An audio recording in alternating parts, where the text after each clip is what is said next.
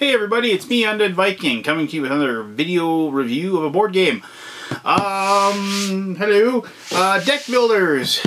Deck builders, deck builders, deck builders. Ever since Dominion came out, it just seems like everybody who's got a deck building idea wants to put out a game. And I'm not trying to sound negative, or I'm not trying to sound like deck builders are a bad deal or anything like that. But what I am saying is that, you know, was there a time when like worker placement was the big thing, and it just seemed like there was a worker placement game coming out every single day, or was there ever a time when you know, really when 18xx games were just the thing, and like it just seemed like those games were coming all the time? I don't remember one, but then again, like I said, I haven't been involved in this hobby for as long as some of you that are watching this, so maybe there was. But regardless, I'm sure somebody will email me or tell me, yes, there was, back in 1989, you know, whatever. So anyway, what I'm talking about here is a game called Briefcase. Now, Briefcase is from Artipia Games. I did a review of what I believe was their first release, Drumroll. A very, very fun game about running a circus and having this traveling circus and hiring performers and everything like that. One of my games that I actually really, really enjoyed, that I reviewed. I think I reviewed it last year. It might have been at the very beginning of this year, so I do apologize. I'm a bit fuzzy when I get older. But, and so they sent me a copy of this. This is like brand new. It just came out. Briefcase, it probably has one of the, and I mean this as nice as they possibly can, but one of the most, like, vague names ever. The whole idea of Briefcase is that you are, like, an entrepreneur or a developer, and you're purchasing companies that will become part of like a corporation, and so like these different this conglomerate, if you will, and so you'll have these different companies. They'll earn you money, and they'll earn you and ultimately earn you points. Is the victory point game. And one of the there's a few mechanics to the game, but the main one is you have a deck, and it's a deck builder. And so you'll be getting different cards that will allow you to purchase and activate other buildings. And so it's really weird. I mean, when I say deck builder, I know a lot of you are thinking Dominion. Okay, I got my cards and I buy an estate. I got my cards and I buy a smithy. You know, and that's not what this is. This kind of takes the whole deck building mechanic, and it uses it in a completely different way. And I'm not going to say completely different way, because this game, when I played it, reminded me of Eminent Domain, a game that I really enjoy.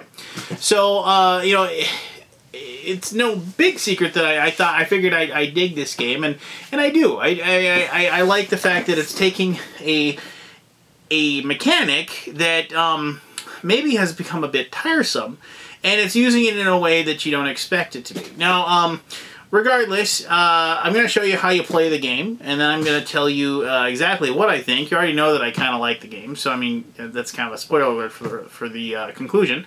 But as always, I'm going to show you exactly how the game works, how you play, and then I'll tell you what I think, and hopefully somewhere along the line you'll make up your mind for yourself as to whether or not it will be a good game for your collection. So, enough blah blah blah blah. Let's go on to the gameplay. Alright everybody, this is the starting table, I guess is the way I put it, for a game of Briefcase. There's no board for this game because it's just basically a card game. The cards have, you know, there's these small cards down here that are the different resources. They're the cards that are up here that will be your deck that you are having those cards, the cards that you use in your hand each turn. These cards, and these square ones, are the companies that you'll be purchasing, and you'll be using their abilities to get you more cards, and also the special abilities that if they have them. I'll explain those things in just a moment. And just one last thing before we dive in. Two last things, actually. This is the central bank. During the game, you are able to invest in the central bank, and every time you invest in the central bank, you are allowed to take one of these cards here. Those are victory points. Each one of those is worth a victory point in the game. You invest in the bank by activating it by using an activate card, which is that card there, and then in turn using your buy cards, which are these cards here, and you thin out your deck by getting rid of your buy cards, by investing them in the central bank, and you take 1 victory point for each buy card that you invest. It should be noted that you can't actually start doing that until you actually have 2 companies, 2 of these orange companies that are down here. Those are like considered to be the first level companies. And you've purchased those and you've activated those companies. And then you can start using the central bank. It also should be noted that before you can purchase these companies, you notice there's a red border around them.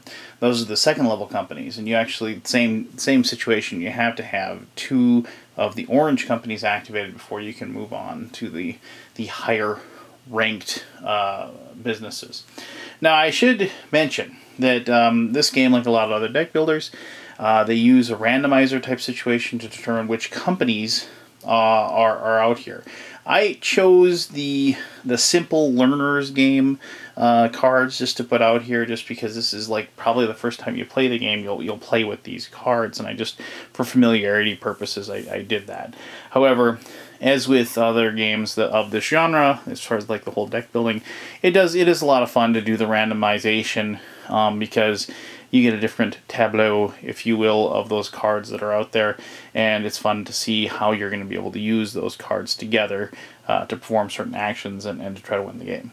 Anyway, the other thing I want to mention, these cards here, these cards with the little circles, the line through them, those are the block cards, and I'll explain how you use the block cards, or how you get to use the block cards in a moment. But what happens with the block cards is you can, if you choose to use them, you're able to place the blue ones will go on like companies, and you basically stop anybody from being able to purchase that company until somebody else uses the block cards ability on their turn to remove this or move it to somewhere else or what have you. And down here, these 2 red ones, you use these to block to purchase of certain resources. And the resources, this is paper, this is concrete, personnel, energy, and steel. Now this card over here, this is imported resources. It's anything you want. The big difference is that these resources cost 1 each to purchase, and this costs 2. Now you might be saying, why would I ever use that? Well, this is these are finite decks. The only deck that isn't finite is the energy.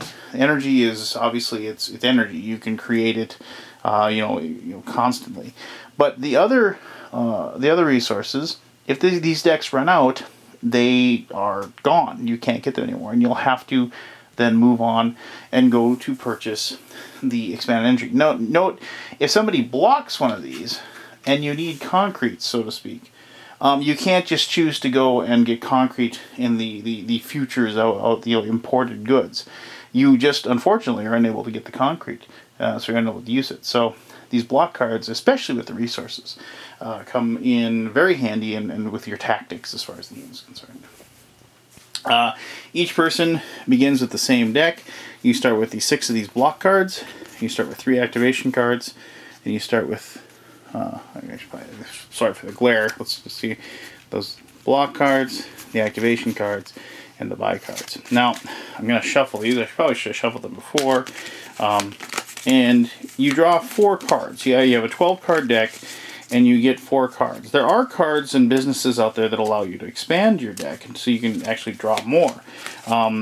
You'll notice that both the insurance company here, the little symbol down there on the bottom, it's +1, meaning you can have an extra card in your hand.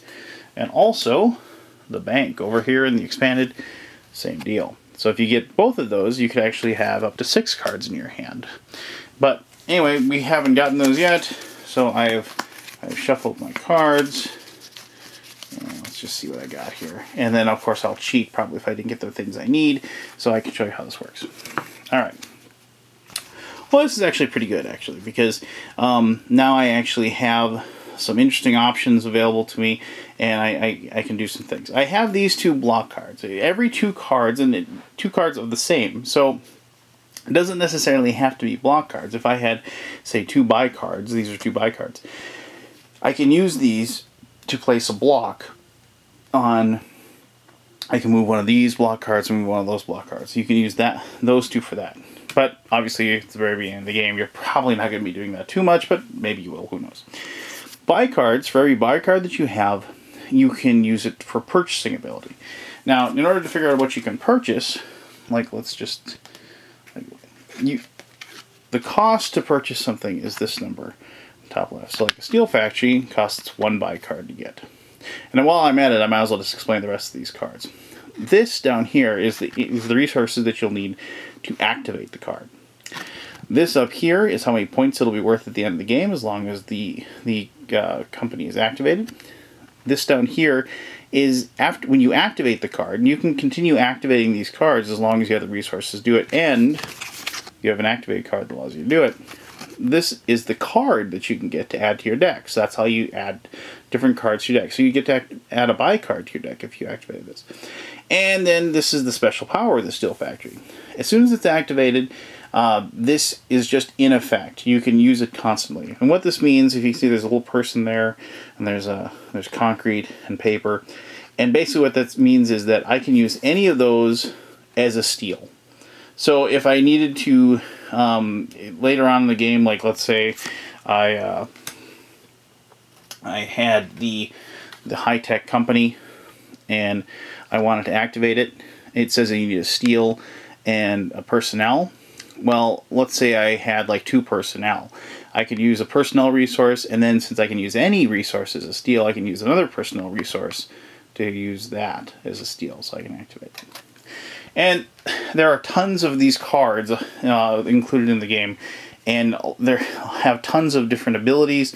It just as with lots of games with the symbols that are on the games, it can be a little bit confusing, I guess, the first few times you play it. But the rule book actually does a very good job of, one, like explaining each of the different abilities in the back, and then inside the rule book it actually has a very detailed explanation of each business. And like, so you can just, if you say, well, what does the accounting firm does, you can just look it up in the book and it tells you exactly how. This is a really, really good rule book, actually.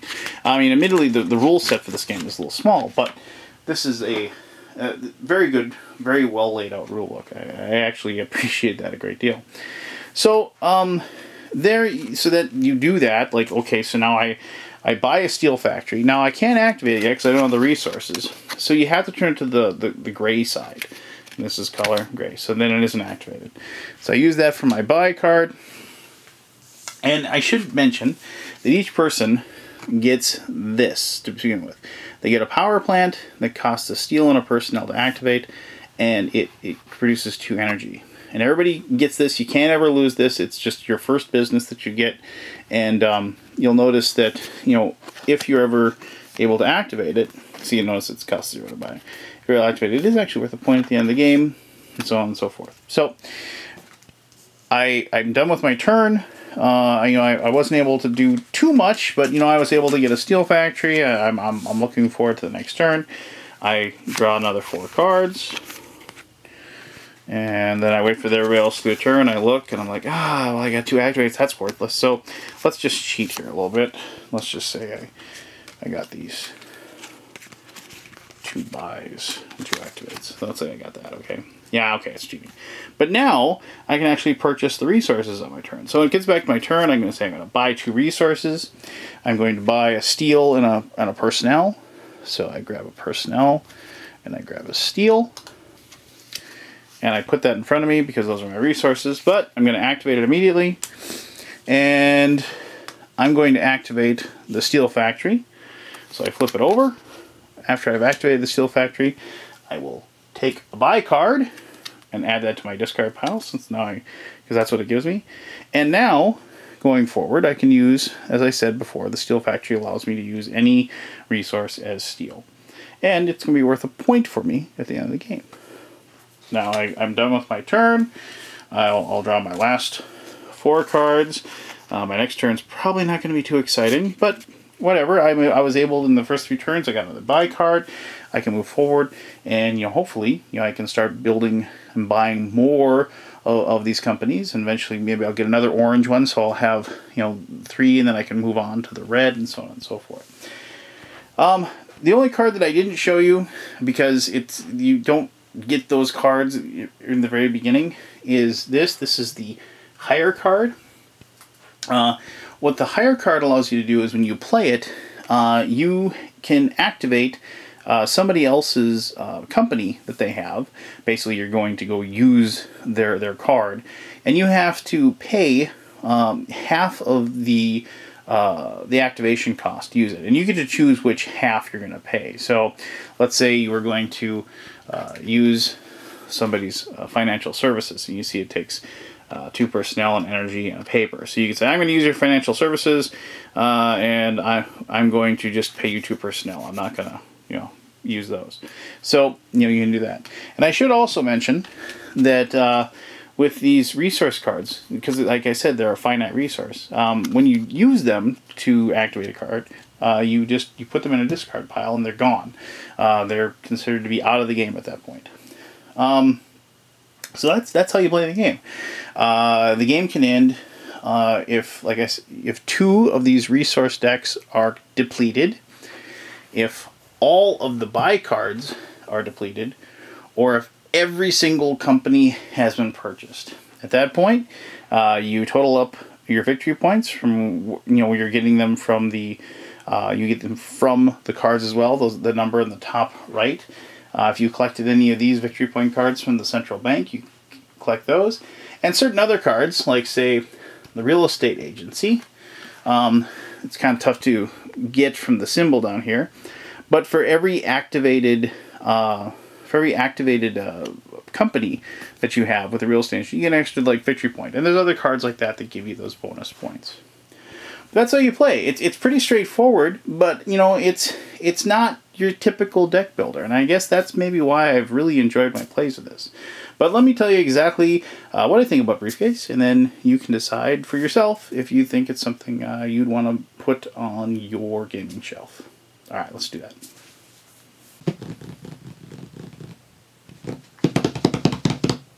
Okay, that's how you play the game, huh? Briefcase. This is usually at the point of my video where you come back and it's candid, I'm playing with the box, I'm spinning it, or I'm juggling something horribly, or I'm playing with some components, whatever. And I know it's probably a little tiresome, but hey, it's my thing, so what are you gonna do? But I was thinking, actually, how cool would it be if this box had a handle right here? So it was like a briefcase, huh? How cool would that be? That'd be pretty cool. So, designers or publishers out there, when you're thinking about making some ultimate edition of this, handle for the Briefcase game. If you decide to use it, send the proceeds to me. Anyway, okay. Well, what'd you think? Now, if you played Eminent Domain, you're gonna see why I think they're kind of the same. The cards that make up your deck that you're using for deck building don't ever really get different. You're not getting a village and a smithy and a moat or whatever like you have in Dominion. You're not getting a sword or a torch or some cleric adventure or whatever like in Thunderstone. There's just those basic cards, and they never change. I mean, you have buy cards, you have block cards, and so on and so forth. Those are the cards that are going to be part of your deck, and you have to try to figure out a way to get more of those cards. And the really cool thing about that is that the way you get those cards is by purchasing those businesses, and then you supply them with resources, and then they churn out cards, for you to put in your deck. And so that's how you get better. And it's an engine game. And I know sometimes if you watch some of these reviews, I kind of poo-poo the engine game a little bit. And by engine, I don't mean choo-choo engine. I mean the game is about building an engine that spits out victory points. And this is that type of game. You're just trying to put the pieces together to make a really good engine that you can use every turn to, propel yourself towards winning the game. And that's what this is. Now, what do I like about it? Well, I like the fact, like as I said, I like the fact that this game uses a mechanic that may be a little tiresome and a little, been out there for a long time, deck building, but it uses it in a different way that isn't like most deck builders that are out there. I also like the fact that this game, it has this wonderful ability of the blocking cards, the ones that you use to block the different resources and to block the cards. And I also like the fact that the players themselves are the ones that kind of dictate how fast or how slow the game will move towards the end. Now, I know what you're saying. You're going to say lots of games out there, like Dominion, for example, already have that in place due to the fact that after a certain number of cards are taken away, then the game ends. And yeah, I will agree to that. But unlike in a game like Dominion, you as another player, you really don't have any control over stopping that from happening. You can see in 2 turns or whatever, all the villages are going to be bought, or and so the game's going to be over, and you're like, how can I catch up, But in this game, if you're behind and you feel like you need to be able to have a few more turns so you can catch up, the game has those blocking cards, and you're able to stop the purchase of some of the businesses or some of the resources to prevent the game from ending. And I really like that. And this is one of the reasons why I think the game shines as a 2-player game more than a 4-player game, or a 3-player game for that matter. It's a 2-player, that blocking ability becomes really, really powerful due to the fact that it's basically you know what the other person's going to want, or you have an idea what they're going to want, and you can stop them. And so it becomes very strategic in that back and forth. And also, I mean, and obviously, when you're playing with more people around the table, if you block something from somebody that's across from you, you got to hope that the person next to you doesn't foolishly remove the block or change it or whatever. And of course, there's table talk and everything like that. But you can see where in the 2-player dynamic that works a lot better. I don't know. For me, I dig the art. I think the game is very well made.